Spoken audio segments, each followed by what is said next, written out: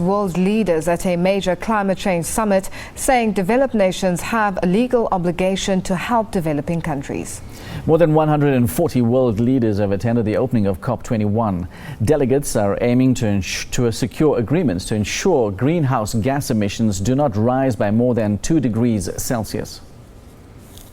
World leaders flew into Paris, a city which has been in the spotlight recently for the wrong reasons.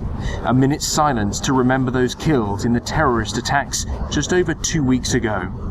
US President Barack Obama, Russia's Vladimir Putin, and China's Xi Jinping were all present on the opening day of COP21. This is a turning point. This is the moment we finally determined we would save our planet. Is the fact that our nations share a sense of urgency about this challenge and a growing realization that it is within our power to do something about it. Each leader was given 3 minutes to speak. South Africa's President Jacob Zuma stressed that developed countries have a legal obligation under the UN to help developing nations tackle climate change.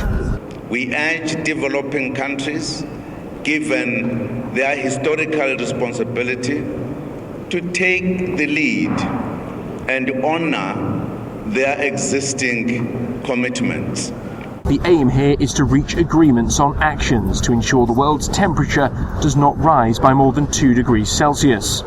40,000 delegates will hold talks until the end of next week to try to lock those agreements down.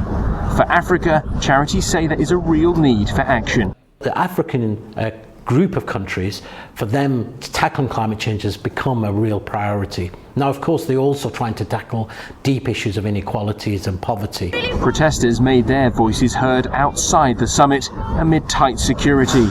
Nearly 3,000 police are guarding the venue alone. Leaders here are certainly saying the right thing, but it remains to be seen whether that converts into real action. There is consensus, though, that this summit could be a turning point and that the clock is ticking. Dan Whitehead, SABC News, Paris.